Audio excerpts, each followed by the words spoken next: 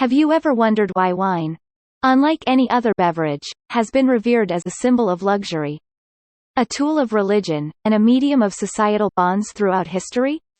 Hey guys! Today, we will uncork the fascinating history of wine, exploring its origins, its journey through various civilizations, and its evolution as a symbol of culture and refinement. By the end of this video, I hope you'll gain a newfound appreciation for wine, equipped with knowledge that will enrich your wine experiences, be it in casual conversations or formal settings. If you find this video interesting, please support us by hitting the like button. Now, let's get started. Let's travel back several thousand years to explore the origins of wine. Having flourished in Europe, it has spread globally and is available today in a myriad of varieties. Indeed, wine is a delightful beverage, but its rich history and diversity make it a fascinating topic of discussion in our multifaceted world, where people of varied races, religions, and political beliefs coexist. That is why global companies overseas, such as Goldman Sachs, even have their employees learn about wine as a communication tool in their employee training. Moreover, wine holds a mysterious and mystical allure, often fetching high prices unmatched by other beverages. And it even has a specialized profession dedicated to it, the sommelier. While the exact origin of wine remains uncertain, it is believed to have existed between 6,000 and 7,000 years ago. Isn't it fascinating to think about how ancient civilizations enjoyed wine, just like we do today? The oldest traces of vineyards have been found around present-day Georgia. Did you know that the oldest recorded reference to wine is found in the literary works of Mesopotamian civilization? The oldest civilization in the world, which was born around 3500 BC in Syria in the Middle East.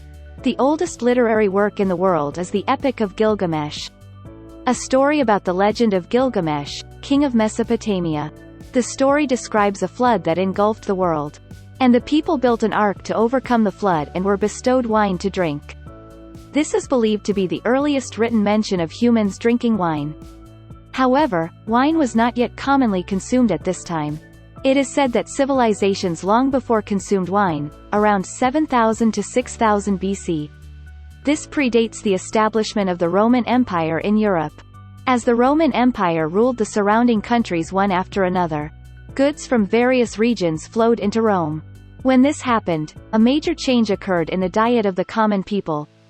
Originally, barley porridge and soft cakes made from barley were staple foods. But these gradually gave way to bread made from wheat. Cheese and olive oil were also distributed. Wine was gradually consumed in line with these dietary changes. Simultaneously, another pivotal event unfolded that is deeply intertwined with the history of wine: the spread of Christianity. Perhaps the most important connection between Christianity and wine is the Last Supper. You may have heard the words and the episode from that painting by Leonardo da Vinci. It is the very scene of the supper, where Jesus Christ gathered his disciples just before his execution. It is said that at this time, Jesus picked up bread and said, "This is my body," and took a cup of wine, and said, "This is my blood," and gave it to his disciples. Therefore, drinking wine means drinking the blood of Christ, and it refers to accepting the covenant that Christianity has established. In other words, it means to enter into Christianity.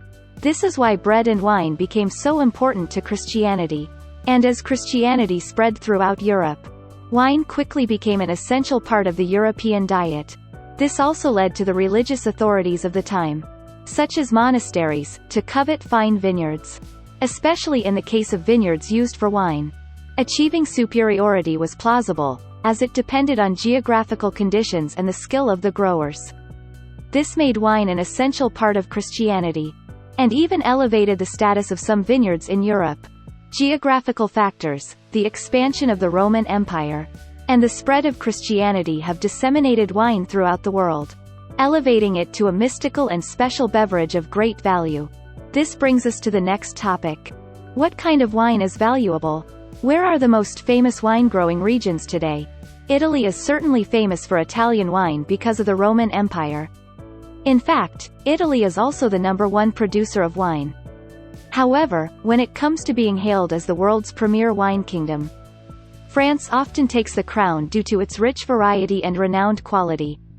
Every year, the release of Beaujolais Nouveau, wine from the Beaujolais region of France, makes the news. But why is France such a famous wine-producing region? Of course, it is because of the religious spread of the region. But the main reason is due to the Médoc classification. First of all, the Bordeaux region is indispensable when talking about French wines. Within the Bordeaux region, the Médoc is particularly famous for its fine wines. In other words, the Médoc classification serves as a standard, defining the quality and prestige of the wineries in the Médoc region. A chateau in the Bordeaux region is a producer or winery that owns vineyards and oversees the entire wine production process, from cultivation to bottling. Therefore, from now on, wineries will be referred to as chateaux. The Médoc classification was established at the Paris Exposition of 1855. The Emperor Napoleon III rated the wines produced in the Médoc region for people from all over the world. There were a whopping 700 to 1,000 chateaux that participated at this time. The chateaux that produced the red wines were assigned a grade from 1 to 5.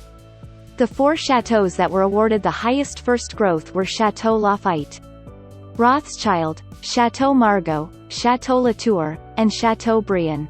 Later, in 1973, Chateau Mouton Rothschild, which had been ranked second class, was promoted to first class, and these 5 chateaux came to be known as the 5 Great Bordeaux Chateaux. These 5 Bordeaux chateaux, with their history and absolute quality, were the driving force behind the rise of the French wine kingdom. However, this is not the only reason why French wines are famous. The thoroughness of its quality control is a major factor. In 1905, France enacted a law against misrepresentation of the name of the producing region. And in 1935, it enacted the AOC law to protect the brand of the region. In 1935, the enactment of the AOC law fortified the protection of regional brands, establishing meticulous rules for each region, encompassing grape varieties, alcohol content, grape selection, vinification, and aging methods. Thanks to these national efforts, France is home to several famous wine-growing regions. In addition to the Bordeaux mentioned earlier, there are many other famous wine-producing regions, such as Burgundy, Champagne, and the Loire that even those who are not familiar with wine have heard of at least once. These are the reasons why France is said to be the world's leading wine country. But, as you may have noticed, everything I have mentioned so far has been happening in Europe. But what about the wine-producing countries that are commonly recognized today? They are often from regions outside Europe, such as the United States, Chile, and Australia.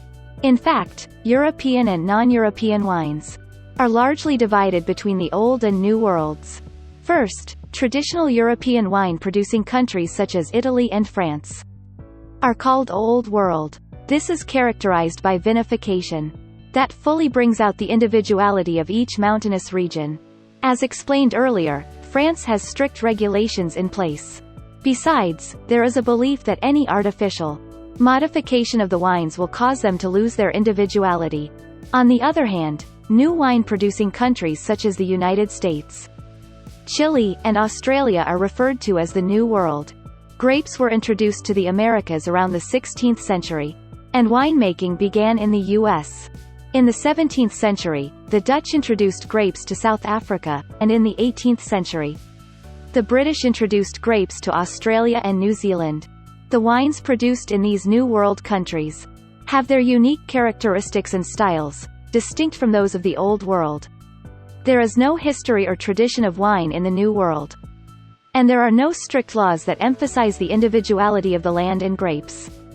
Therefore, it is possible to make wine with a free spirit. The United States, in particular, is notable as it is the 4th largest wine producer in the world, following Italy, France, and Spain from the Old World. This is deeply related to the gold rush that occurred in California in the late 19th century. People from all over the world flocked to California in search of riches. But they could not mine gold as much as they wanted. As they became increasingly impoverished, some Europeans began making wine there. California, with its ample sunshine and hot summers and winters, was the perfect place to make wine. With this background, by the end of World War II, wine became popular on the tables of the middle class.